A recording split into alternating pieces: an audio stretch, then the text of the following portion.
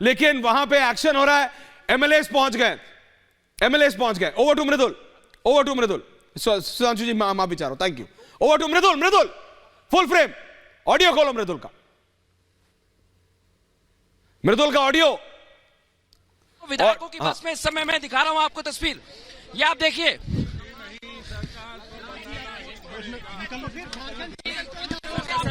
कितने लोग जा रहे हैं सर? कितने लोग जा रहे हैं सर? हम लोग पूरे जो 43 लोग हैं, वो 43 लोग को जाना है। हाँ, 43 लोग। क्या लगता है सरकार हमारी कहीं फिरदौस आ गया, बीच में रखिए शर्मा, उसके बाद मैं डिबेट पे जा रहा हूं। सुधांशु जी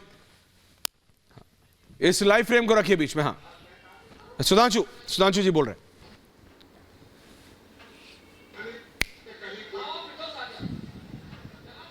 सुधांशु जी आप अपनी बात पूरी कीजिए।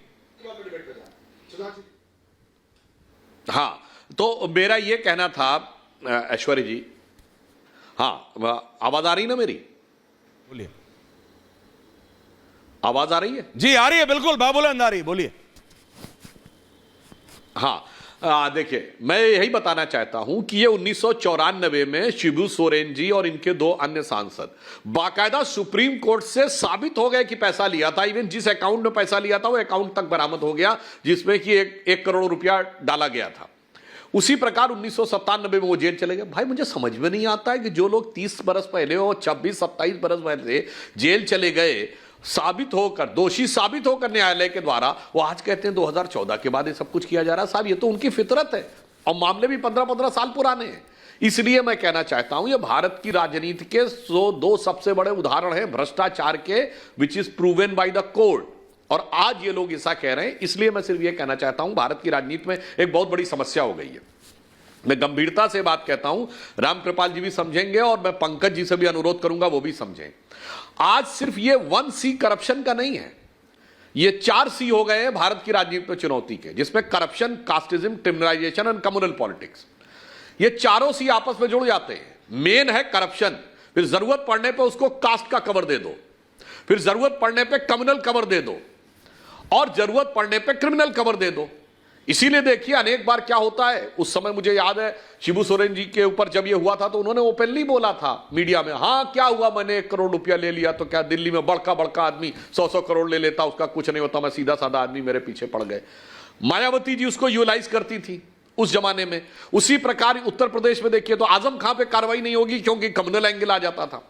तो अगर भारत की राजनीति में ईमानदारी से इस अमृत काल में जितने विष हैं उनको निकालना है तो भ्रष्टाचार का किन किन चीजों से ढाल बनाई जाती है वो भी बताने की जरूरत है। और मुझे सबसे अधिक तो आश्चर्य होता है आम आदमी पार्टी के बारे में, जो ये कहती थी कि आरोप लगते ही इस्तीफा देना चाहिए। जो लोग कांग्रेस पार्टी को करप्ट बताते हुए नहीं आघाते थे वो आज उनका बचाव करते हुए नहीं आघाते हैं। यह दर्शाता है कि 11 वर्ष में वक्त कितना बदल जाता है। तो यही मुझे लग रहा था कि आपको रामकृपाल जी 2 बार याद आ गए, पंकज जी भी 1 बार याद आ गए, आपको संजीव झा जी याद नहीं। संजीव जी ये सब करप्शन पे आखिरकार ये विपक्ष का स्टैंड है क्या? आप तो अभी भी इंडिया लाए, आजकल तो आप कांग्रेस के साथ जॉइंट प्रेस कॉन्फ्रेंस करते हैं इलेक्शन हारने के बाद। संजीव जी जिसके नेता को आप इलेक्शन में हराते हैं ना, दिल्ली में जिस पार्टी को आपने हराया है, सरकार बनाई है, उसी के साथ जॉइंट प्रेस कॉन्फ्रेंस हो रही है आजकल आम आदमी पार्टी की। लेकिन आप लोगों का स्टैंड क्या है करप्शन पे? संजीव जी बड़ा देखिए सर, आजकल 2 हेमंत की बड़ी चर्चा हो रही है। और दोनों हेमंत पे करप्शन के चार्ज थे। एक है हेमंत बिश्वा और दूसरे हैं हेमंत सोरेन। हेमंत बिश्वा ने चूंकि भारतीय जनता पार्टी में शामिल हो गए तो करप्शन का केस भी गायब हो गया और वो मुख्यमंत्री बन गए भारतीय जनता पार्टी से असम का। लेकिन दूसरी तरफ हेमंत सोरेन ने चूंकि इनकी झेंकरी को स्वीकार नहीं किया तो आज वो जेल में हैं। और बात केवल हेमंत सोरेन की नहीं है, ऐसे एक एक कर नेता जो इनको आंख में आंख डालकर चुनौती डाल रहा है उसको वो जेल में बंद कर रहे हैं। इसका मतलब ये हताश हैं। अगर इनका करप्शन से लेना देना होता है सर, एक बात बताइए, सतपाल मलिक को भूल गए होंगे अभी सुधांशु जी। सतपाल मलिक जी ने कहा था जम्मू कश्मीर में प्रधानमंत्री के निजी लोग आकर के खुलेआम भ्रष्टाचार कर रहे हैं। उन्होंने कहा था कि देश का सबसे भ्रष्टतम मुख्यमंत्री गोवा का मुख्यमंत्री है। 40% कमीशन की सरकार कर्नाटका में कहा गया।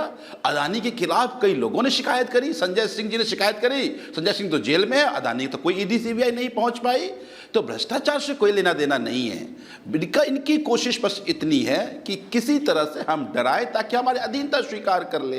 एक बात आप समझिए, भारतीय जनता पार्टी एक एक कर जितने भी डेमोक्रेटिक इंस्टीट्यूशन है सबको इन्होंने खत्म कर दिया। आज ईडी हो या सीबीआई, कोई इंडिपेंडेंट जांच इकाई नहीं है। भारतीय जनता पार्टी के विंग की तरह काम कर रहे हैं। ये तो डकैत लोग हैं।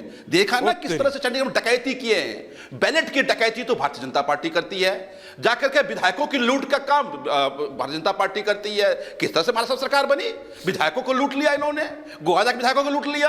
अब विधायकों पर नजर इनकी झारखंड पे आप जेब में करके कितने भाई 81 के विधानसभा में 48 का अगर बहुमत हो तो सरकार बननी चाहिए। पहली बार ऐसा हो रहा है कि आज वहां पे ना तो राष्ट्रपति शासन है ना मुख्यमंत्री है।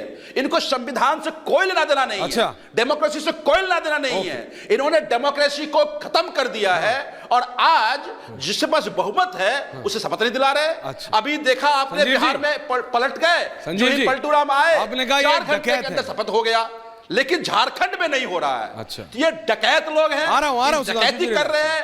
आप कभी डकैत से मिले? बैलेट का, विधायकों का नहीं। आप कभी किसी डकैत से मिले? सुधांशु जी आ रहा हूं, नहीं तो पूरे रिलैक्स आ रहा हूं सुधांशु। देखिए मैं आता हूं, देखिए ना, दिख रहा है डकैती। मैं आता हूं पश्चिमी उत्तर प्रदेश से। आजकल नहीं, जब हम छोटे होते थे ना, सुनिए जब हम छोटे होते थे 20-22 साल पहले, तो डकैत वाज अ रियलिटी। सुनिए संजीव झा जी, डकैत क्या होते हैं पहले समझ लीजिएगा। आप विधायक है, सुनिए संजीव जी, करप्शन करके जब एक्शन होगा तो चौकीदार को ही बोलिएगा डकैत, तो कैसे चलेगा? जनता देख रही है। आप इलेक्शन में गए थे छत्तीसगढ़, जनता ने आपको जवाब दिया। हम तो पूछ जनता ने आपको जवाब दिया। हम तो पूछ रहे हैं, जनता ने आपको जवाब दिया के बारे में। जनता ने आपको जवाब दिया। सुधांशु त्रिवेदी जवाब दे रहे हैं, multi on air now. Sudhanshu ji जवाब दे रहे हैं। राम कृपाल जी आ रहा हूं, काका साहब आ रहा हूं। Thank you. संजीव झा जी ने, देखिए झा साहब ने भावनात्मक आवेग में जाकर बहुत डकैत बोला। मान्यवर 10 उन्मूलन 1980 के दशक में हुआ था।